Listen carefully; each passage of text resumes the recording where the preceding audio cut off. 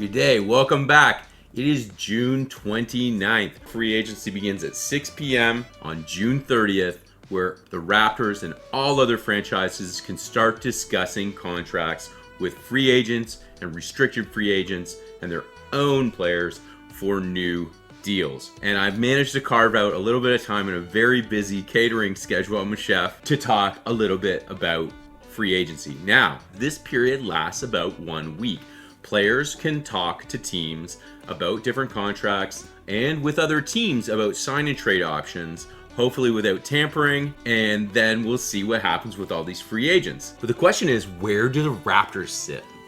And the answer has to do with taking a look at the roster to decide what kind of guys we're going to retain, and that will give us an idea of what we're going to be doing to dip into this market. What's nice is we don't need to figure out our final roster for opening day. What we need to figure out is which 20 players we want to enter the summer with. 2 players who may not make our opening day roster, we already owe money to. So we're going to include Delano Banton and Armani Brooks on our summer rosters, our off-season rosters, because they're guaranteed some money still, but we could cut them. You'll remember that last year, we were kind of talking about, are they going to keep Bamba? Are they going to keep Yuta? Are they going to keep Gillespie?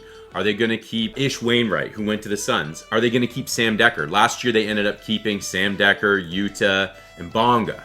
This year, what are they going to do? Well, we just need to decide on who's the 20 into the summer, and then come September, we'll see who they cut. So for this exercise, we're going to assume they're keeping Thad and Boucher for now, just to count how many players that if we could wish upon a star, we would keep. Okay, so up to 20 players. So starting with Pascal, count with me. 1, 2, 3, 4, 5, 6, 7, 8, 9, 10, 11, 12, 13, 14, 15 takes us to Armani, 16, 17 to David Johnson. Then remember, we just drafted at 33rd overall. Somehow, we all wished hard enough and spent all our birthday wishes on a 7-foot center with foot speed who can play modern small ball, Christian Koloko, who we're all very excited about. I can't believe we got a 7-footer.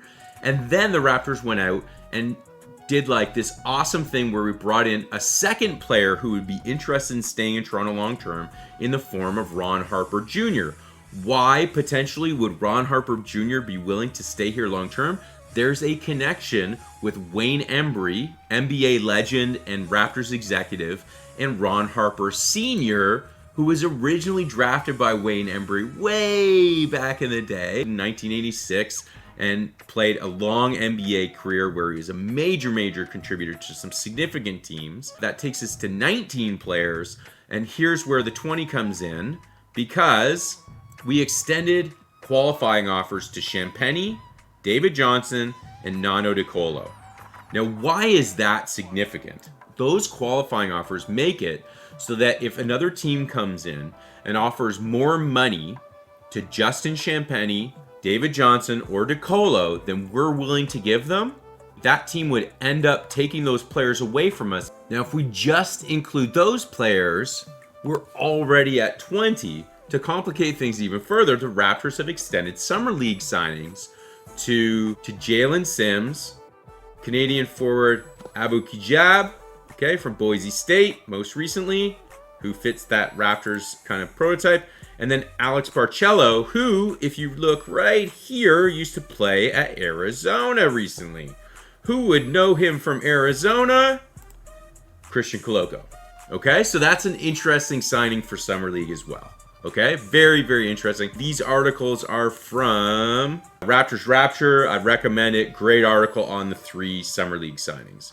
So I hate to be the bearer of bad news, but it's very possible the Raptors just sit tight this year, extend contracts to Chris Boucher and Thad Young, extend contracts to Justin Champagny, David Johnson, and they keep this roster going into Summer League, make the cuts like they did last year with Dekker and Wainwright, Gillespie, and those guys, and they're done. It's very possible. But that is not very sexy. Don't say we're done, Gubs. Okay, so let's take a look at some of the big names that are on these lists. We're not touching restricted free agents, and we're not talking about Bradley Beals and Zach LaVine's. We don't have the cap space for that. Very few teams do. We're not in the mix for those kind of things, and we simply don't have the money to go after some of the bigger name unrestricted free agents. Like Bruce Brown's going to be above 10 million, which is this number, the standard MLE. I think Bruce Brown's going to be there. I think Boucher is going to sign above that too, so we'll earmark it, but we have his bird rights, right? So we have his bird rights, so we can exceed the luxury tax to get him. So what the Raptors are going to try and do is they're probably going to use their mid-level exception first to get a player that allows them to go over the luxury using the standard MLE. Then we will lock in players like Chris and Thad. And we could do the same for Yuta. Even though a lot of you guys want to see Yuta gone from the roster, we might see Yuta back because we have his bird rights, and it will allow us to go and get a deep bench player in the form of Yuta who can play a couple different positions above the cap. So, who are some free agents that I like the look of? Because we're probably not going to be using the biannual exception. Biannual and the mid-level both cap you. This year, I don't mind that. I don't mind the Raptors hard capping themselves once we lock in Thad, Chris, and another 2 players I want to get with the mid-level. So on this roster of 20 guys here, I want to cut a few. Not just 1 or 2, I want to cut a few. And that's scary to me because I love them all. But we need dogs on our bench. So who are the 2 dogs that I like? Well, DeJounte Murray just got traded to the Hawks. So one of the guys rumored that we all love in Toronto that could be available is DeLon Wright. So I like the idea of DeLon. He'd be a good target. Better size than Freddie. He likes to slash to the hoop. Gives us things we don't have. But unlike a lot of you guys, I'm not done with Malachi. I think Malachi is the perfect understudy. Dollar value is just fine with me. I'm totally fine with him. And I honestly don't want another point guard or ball handler because all of my long arm monsters, I'm training them to be ball handlers. Okay? I want them all playing the ball because my ultimate goal, and this is why I like Trevion Williams, who, by the way, signed with Boston as an unsigned rookie. Just I called that one. I want our long arm monsters being the ones with the ball this year because I want Fred and Gary, our best 2 shooters, off ball. So I don't want to bring in another point guard.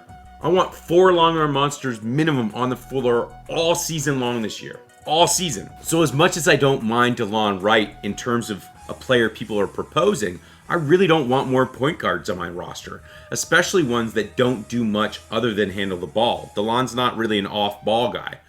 So who can I bring in who's going to benefit my team overall? Well, that leaves us with shooters, as everyone's saying, and it's true, we need them. So let's talk about a shooter. Ladies and gentlemen, Jeff Weltman, not a shooter. But I'll tell you, he helped us draft Pascal Siakam, and then he got poached from our organization by the Orlando Magic, and within the last 2 seasons, he has blown up Orlando and stockpiled it full of young thoroughbreds. In the latest draft, he surprised the shit out of all of us, and all of the ESPN guys and all the freaking pundits all were shocked when he took Paolo Banchero first overall. Now, once he took Banchero, he decided once and for all that Mo Bamba was now expendable. So let's talk about the stretch big that is Mo Bamba.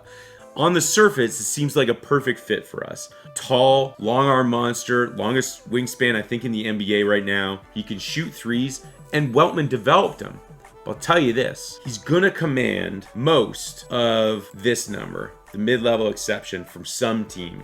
Some team is gonna offer him the 10 mil.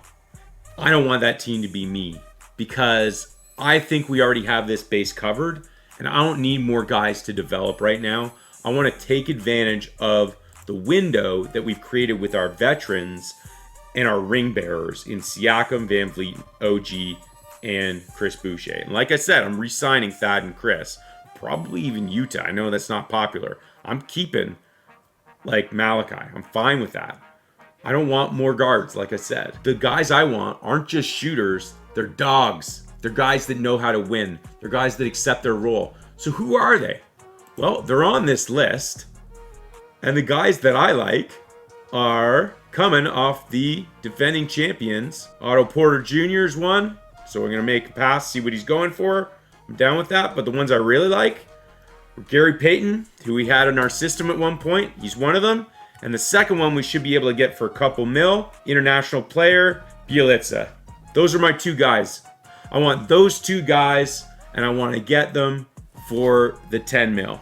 So I want 2 out of those 3 guys.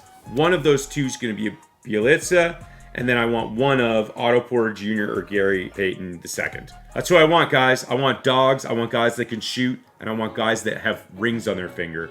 That's who I want, and I think you can get them for the mid-level exception. And keep Thad and Chris. So that's my list, guys. Kawhi, what do you make of that? Are you available this year?